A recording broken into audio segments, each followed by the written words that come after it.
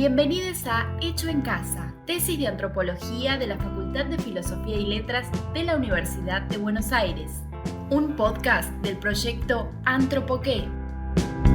Letristas, poetas, cantantes, atletas, pintores, dentistas, ciudades, familias, doctores, parejas. En el episodio de hoy, Representaciones rupestres de Aldea Veleiro, presentaremos la tesis de Lucía Gutiérrez, dirigida por Analía Castro Esnal y codirigida por María Pía Falqui. Se entiende que las representaciones rupestres consisten en una parte de la tecnología de los grupos humanos. Puede decirse que este tipo de manifestaciones responden a factores sociales, económicos y de toma de decisiones. Las representaciones rupestres condensan información simbólica que circula y se intercambia en el espacio. De esta manera, para que dicha información sea aprehensible por distintas personas, es necesaria la existencia de códigos visuales normados y estandarizados que intensificarían los vínculos entre los grupos humanos que los comparten. A su vez, estos modos de hacer podrían dar cuenta de modos de ver, imaginar, pensar, experimentar y construir el mundo. Esta estandarización ha sido abordada mediante el concepto de estilo, donde los aspectos de forma de los artefactos portan un mensaje inequívoco destinado a un grupo de personas particulares que lo comprenden. De esta manera, el estilo funcionaría como una estrategia social de diseminación de información. El arte rupestre habría sido entonces una inversión de trabajo especializada en fijar elementos en el espacio como parte de un circuito que incluía lugares de retorno previsto. Recientemente, la noción de estilo ha sido abordada para esa área como un indicador de territorialidad.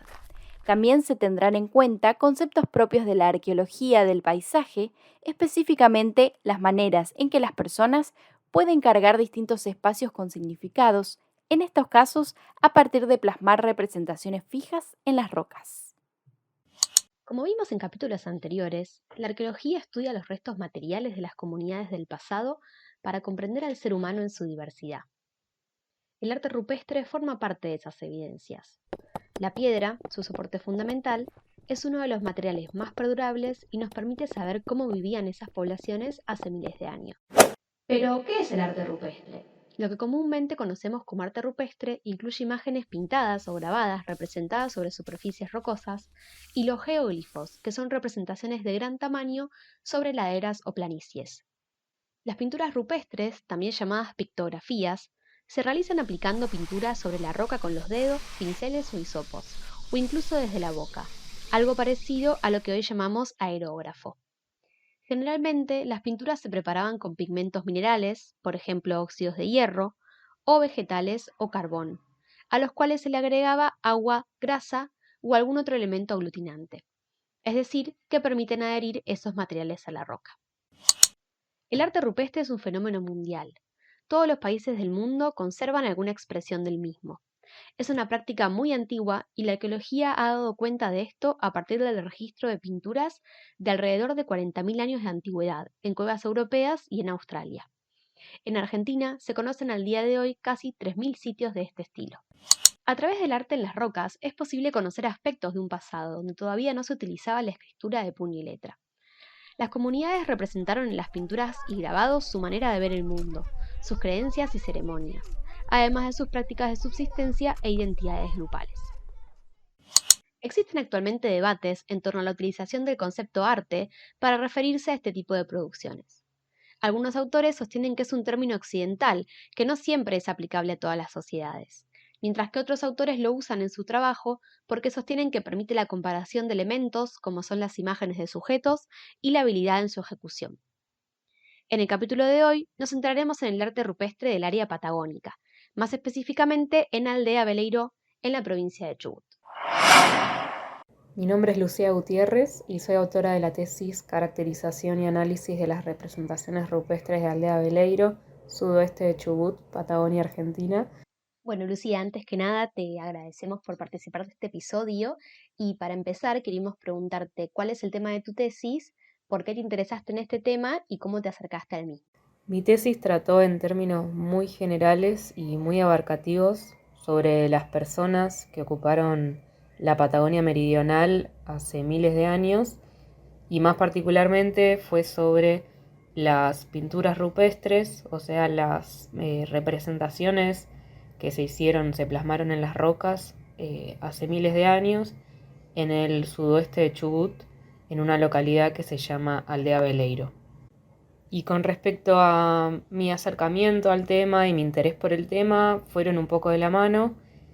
Mi primer acercamiento fue con María Pia Falchi, que fue mi codirectora, que la conocí estando en la secundaria, porque mi colegio tenía en el último año una serie de actividades de orientación vocacional y nos llevaron al Instituto Nacional de Antropología y el Pensamiento Latinoamericano, el INAPEL, como le decimos, y ahí la conocí a Pia y nos explicó un poco de qué se trataba la antropología y qué actividades se realizaban en el instituto, y nos dejó su mail. Y años más tarde, habiéndome definido por la antropología y habiendo empezado a estudiar y estando en una crisis vocacional, le escribí, le pregunté si había algún lugar o alguna actividad para realizar de manera colaborativa, y ahí me empecé a acercar un poco a las pinturas rupestres, a los grabados rupestres, y me empezó a formar sobre estos temas, y así fue un poco mi inicio. Y bueno, si bien Pia trabaja en el noroeste argentino, un poco después me integré en otro equipo que lo dirigía Cecilia Pérez de Micú y que lo integraban también Analía Castro, María Laura Casanueva, y me empecé a formar en otras materialidades. Empecé con el estudio del material lítico, o sea, los instrumentos, las herramientas que se realizaban en la piedra, y pude viajar en una campaña arqueológica a la Patagonia, al sudeste de Chubut, que terminó siendo el área de mi tesis, y ahí, bueno, ya en un punto muy personal y medio epifánico, me generó mucha sensibilidad estar sentada en un lugar, en una cueva, donde miles de años antes estuvieron sentadas otras personas, niñes, adultos, tan culturalmente distantes, pero que dejaron improntas tan universales como las manos, que es algo, digamos, que todos hemos dejado marcado en algún lugar alguna vez. No sé, por ejemplo, el ejemplo típico es en el jardín, que uno pinta sus manitos, y bueno, eso me hizo asombrarme muchísimo y sensibilizarme, como decía, y ahí supe que era lo que quería hacer. Y la realidad es que también mi directora, mi codirectora, me dieron muchas oportunidades de poder viajar, de poder formarme y de poder acercarme a estas personas tan distantes en el espacio y en el tiempo, y culturalmente también. ¿Cuál es la pregunta que intentás responder en tu tesis? Bueno, yendo un poco también de lo más general a lo más particular, la pregunta más amplia de la tesis es, bueno, primero, ¿qué se representó? ¿Qué pintaron estas personas que habitaron estos lugares hace miles de años?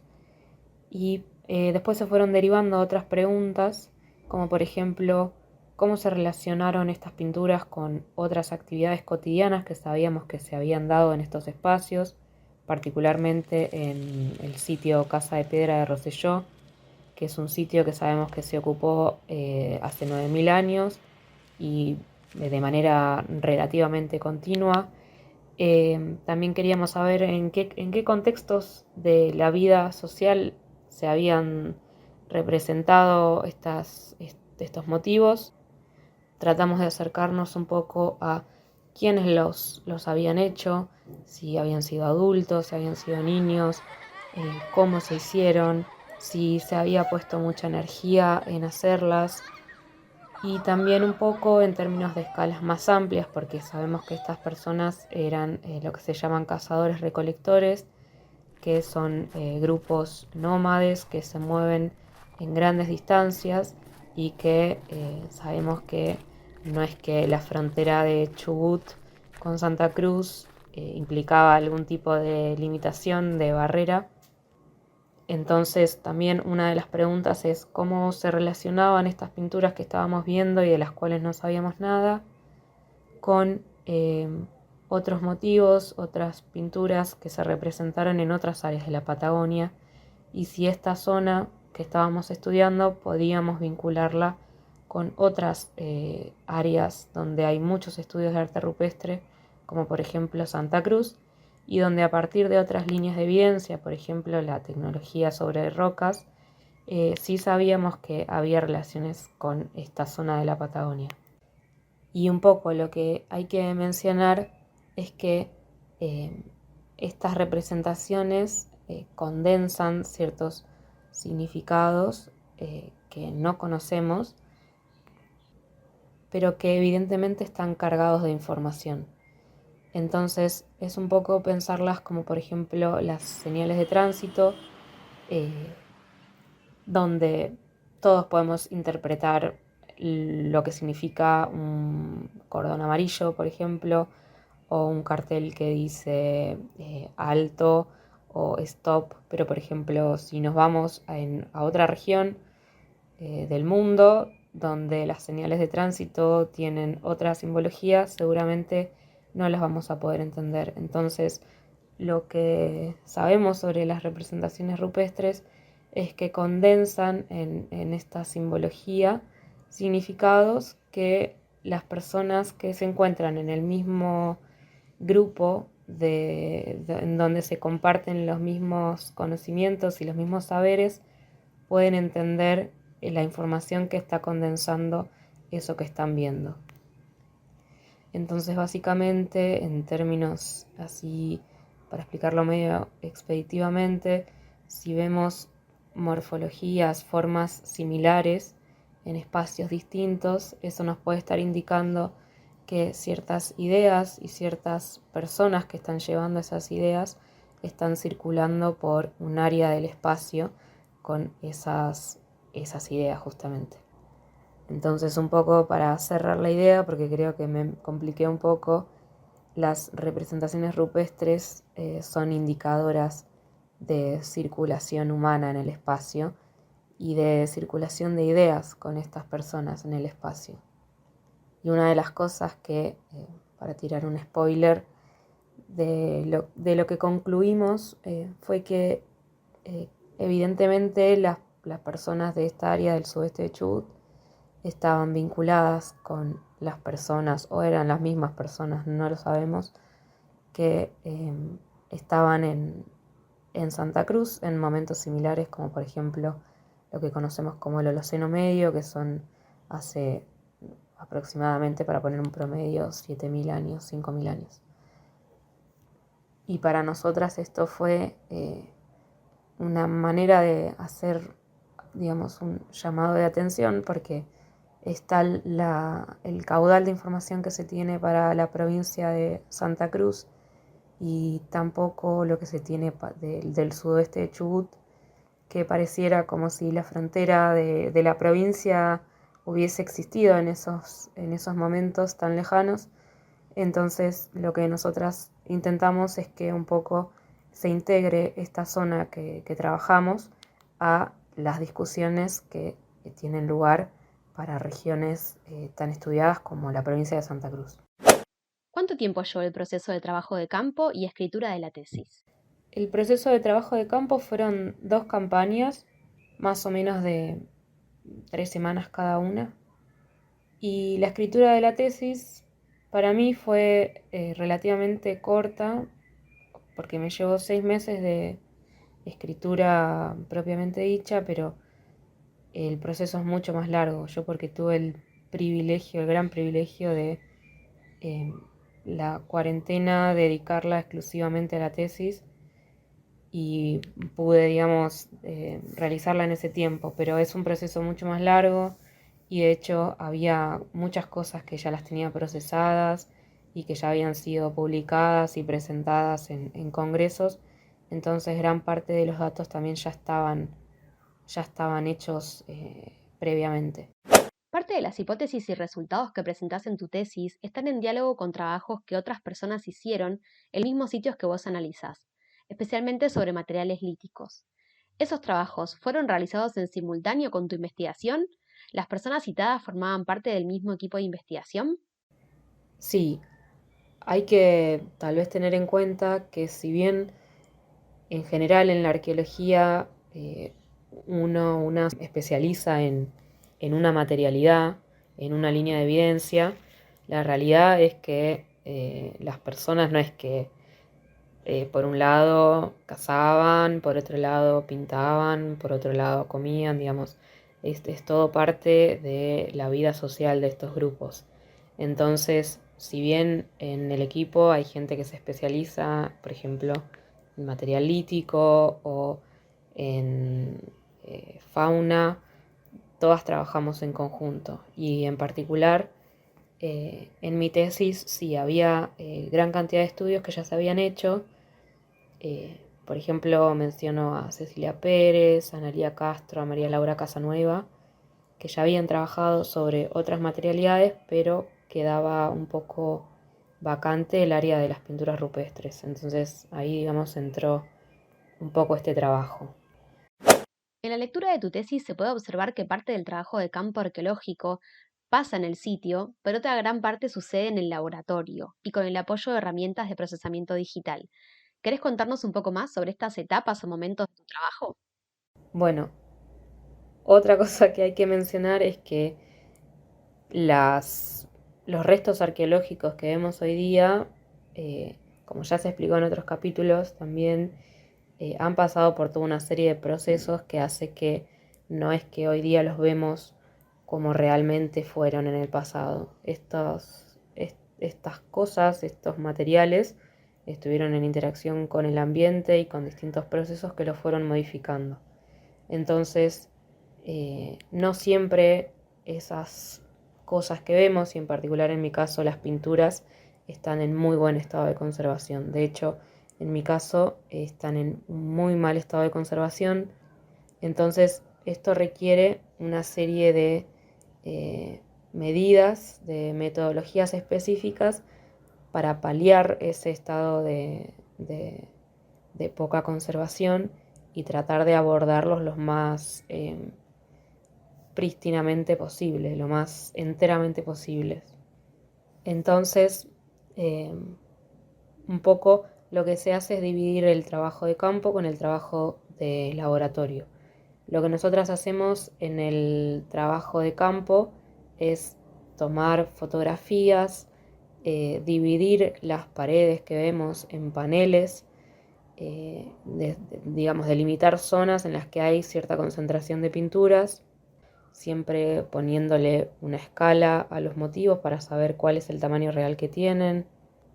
También en simultáneo realizamos trabajos de dibujo, se dibuja a mano alzada lo que se ve, digamos, a simple vista, como para tener un correlato entre lo que se está fotografiando y lo que se está viendo realmente. Y también se toman otras series de variables, por ejemplo, que el color está estandarizado a partir de unas series de cartas de colores que están disponibles mundialmente. Entonces, digamos, para hacer más objetiva la categoría tan subjetiva que es el color, se trata de estandarizarlo. Y bueno, se toman una serie de variables según las preguntas que se tengan, ¿no? Y posteriormente todo ese material, todo ese bagaje digital se lleva al laboratorio y lo que se hace en primer lugar es procesar esas fotos con herramientas digitales. Una herramienta digital que nosotros usamos mucho, los que trabajamos con arte rupestre, es el ImageJ, que tiene un plugin que se llama Distretch y que básicamente lo que hace es resaltar ciertos colores según el filtro que se le aplique. Entonces, por ejemplo, hay ciertos filtros para los colores rojos, para los colores amarillos, para los colores verdes, y eso hace que muchas de las pinturas que no se ven a simple vista se hagan visibles a partir de estos filtros. Entonces, particularmente lo que nos pasó a nosotras fue que en el campo habíamos registrado alrededor de 300 motivos, y una vez que hicimos todo este trabajo de procesamiento digital de imágenes, nuestra cantidad, nuestra muestra subió de 300 a más de 900. Entonces, digamos, es también mucho trabajo invertido en el proceso de modificación de imágenes para paliar las limitaciones de nuestros ojos. Y eso también un poco da cuenta de el estado de deterioro de las pinturas, ¿no? Y también hace pensar en lo que se habría visto para las personas que habitaron esos lugares hace miles de años. Y una vez que se tiene todo ese cuerpo fotográfico, lo que se hace es comparar con esos dibujos a mano alzada que hicimos en el campo, y tratamos de ubicar en esos dibujos estas nuevas pinturas que vemos a partir de estas técnicas, y se empieza a hacer una cuantificación con estadística, digamos, en mi caso bastante simple. Se trata de cuantificar qué es lo que se tiene y distintas variables que, bueno, van acordes a las preguntas de investigación que uno tiene. De los resultados de la tesis se puede desprender que las representaciones rupestres analizadas permiten pensar que fueron producidas o utilizadas por un grupo reducido de personas y a partir de actividades planificadas. ¿Podrías contarnos un poco más sobre este resultado? Lo que vimos es que en los sitios que trabajamos en particular, al contrario de lo que se postula para otras áreas donde se plantea que muchas de las pinturas rupestres están en asociación con contextos de agregación de personas de distintos grupos que se juntan en un lugar específico, lo que nosotras vimos es que estas pinturas se están haciendo en lugares que son reducidos en cuanto a la cantidad de personas que pueden entrar, que son poco luminosos, que digamos, los espacios condicionan mucho cómo uno puede estar en ese espacio. Por ejemplo, son lugares donde los techos son bajos, con lo cual hay que agacharse, hay que recostarse para poder ver esas pinturas, y hay que tener, por ejemplo, iluminación artificial. Entonces, lo que nosotras planteamos es que estas pinturas están asociadas a contextos de producción, o sea, que se hacen en momentos donde hay pocas personas y en contextos que nosotras creemos que tienen que ver con intimidad, grupos reducidos y grupos familiares. Si tuvieras que elegir una palabra para definir tu experiencia con la tesis, ¿cuál sería? Acá coincido mucho con lo que vienen diciendo otros colegas en otros capítulos, pero si tuviera que elegir una palabra sería cierre. Un cierre de una etapa que para mí fue bastante dura, toda la carrera, y también fue y esto es súper personal, pero fue como un amigarme con la carrera, porque venía como bastante, no sé si enojada, pero insatisfecha. Y creo que en el proceso de escritura decantaron un montón de conceptos, y más que nada en la escritura de la discusión decantaron un montón de ideas y un montón de teoría que uno por ahí tiene, pero hasta que no lo aplica en un caso específico no, digamos, no le ve el jugo. Y también porque creo que, y esto también es súper personal, pero siendo la antropología una disciplina, digamos, dentro de la academia de la oralidad, porque todos nuestros finales son orales, y a mí que me costaba tanto la oralidad, poder de repente plasmar en una tesis todo lo que las ideas que tenía, fue, digamos, mucho más satisfactorio por el resultado. A mí en los finales no me iba como yo quería, y siempre, digamos, la escritura fue mucho más fuerte que mi oralidad, así que eso también me gustó mucho de haber elegido la licenciatura, ¿no? ¿Qué fue lo que más te gustó hacer de tu tesis? Lo que más me gustó de mi tesis fue los trabajos de campo.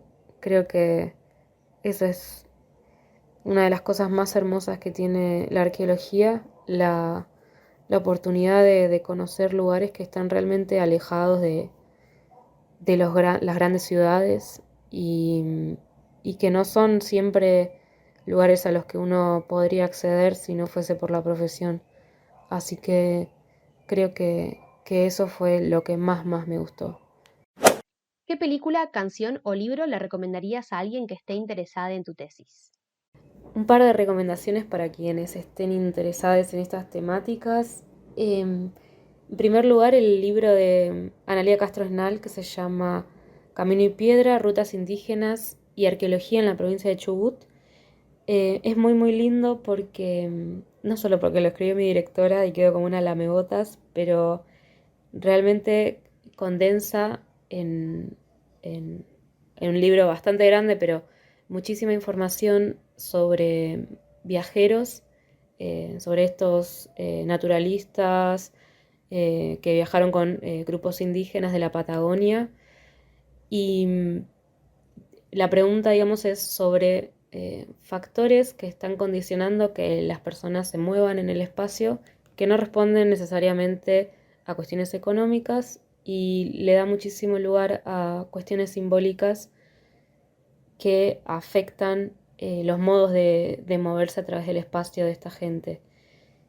Por otro lado, también recomiendo Las vidas de Patti en la toldería Tehuelche del Río Pinturas y el Después, que son las experiencias y las vivencias, las creencias de Patti Chapala, una tehuelche que habitaba,